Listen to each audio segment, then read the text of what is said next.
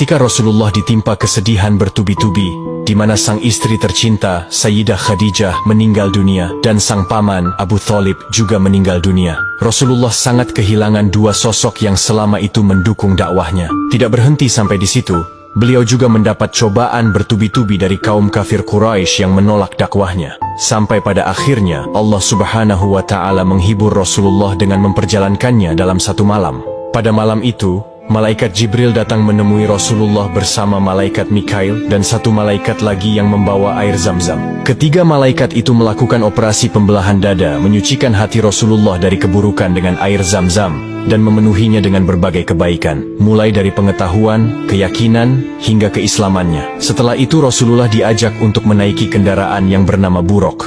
Perjalanan pun dimulai dari Masjidil Haram. Beliau terbang bersama malaikat Jibril menaiki Buraq dan singgah di kota Madinah. Kemudian malaikat Jibril menjelaskan bahwa Rasulullah nantinya akan berhijrah ke kota itu. Lalu keduanya melaksanakan sholat 2 rakaat. Kemudian, malaikat Jibril dan Rasulullah singgah di kota Madian, di mana tempat itu Nabi Musa bersembunyi dari kejaran Fir'aun. Lalu keduanya juga melaksanakan sholat 2 rakaat di tempat tersebut. Selanjutnya, malaikat Jibril dan Rasulullah singgah ke Tuur Sina, tempat di mana Nabi Musa alaihi salam berbicara langsung dengan Allah Subhanahu wa Ta'ala, lalu melaksanakan sholat 2 rakaat. Perjalanan Isra pun dilanjutkan oleh malaikat Jibril dan Rasulullah. Beliau kemudian singgah di kota Bethlehem, di mana tempat itu Nabi Isa alaihi salam lahir dari perempuan suci bernama Maryam, dan beliau pun sholat 2 rakaat di sana. Dan tibalah Rasulullah singgah di tempat terakhir di Masjidil Aqsa. Beliau di sana bertemu dengan para nabi dan rasul terdahulu. Lalu kemudian Rasulullah Shallallahu Alaihi Wasallam mengimami sholat 2 rakaat di Masjidil Aqsa, sebelum akhirnya malaikat Jibril membawanya ke langit ketujuh, yang disebut perjalanan Mi'raj, untuk bertemu suatu zat yang luar biasa. Setelah Rasulullah bersinggah di Masjidil Aqsa dalam perjalanan Isra, malaikat Jibril membawa Rasulullah mengendarai Buraq menuju Sidratul Muntaha atau langit ketujuh. Perjalanan pun dimulai dari Masjidil Aqsa dan singgah di langit pertama. Ketika dibukakan pintu langit pertama, Rasulullah bertemu dengan Nabi Adam alaihi salam dan mengucapkan salam. Nabi Adam pun menjawab salam tersebut dan mengakui kenabian Nabi Muhammad Shallallahu Alaihi Wasallam. Allah juga menampakkan ruh para syuhada di sebelah kanan dan ruh orang-orang sengsara di sebelah kiri. Kemudian malaikat Jibril dan Rasulullah melanjutkan perjalanannya dan sampai pada langit kedua.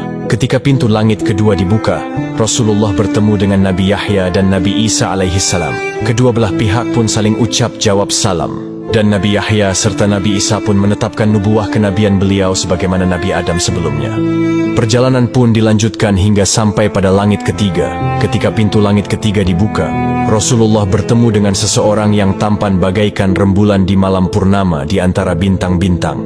Rasulullah kemudian bertanya kepada malaikat Jibril tentang orang tampan tersebut. Kemudian malaikat Jibril menjelaskan bahwa dia adalah Nabi Yusuf alaihi salam. Keduanya pun saling ucap jawab salam. Dan Nabi Yusuf alaihi salam mendoakan kebaikan serta menetapkan nubuah kenabian beliau sebagaimana nabi-nabi sebelumnya.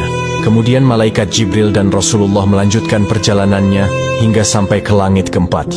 Ketika pintu langit keempat dibuka, Rasulullah bertemu dengan Nabi Idris alaihi salam. Keduanya pun saling ucap jawab salam. Rasulullah dan Nabi Idris kemudian bercakap-cakap tentang kebesaran Allah, dan keduanya pun saling mengagumi satu sama lain. Perjalanan pun dilanjutkan dan sampai di langit kelima. Ketika pintu langit kelima dibuka, Rasulullah bertemu dengan Nabi Harun alaihi salam. Keduanya pun saling ucap jawab salam, dan Nabi Harun juga menetapkan nubuah kenabian Rasulullah Shallallahu Alaihi Wasallam. Perjalanan Mi'raj pun dilanjutkan dan sampai di langit ke-6. Ketika pintu langit ke-6 dibuka, Rasulullah bertemu dengan Nabi Musa alaihi salam.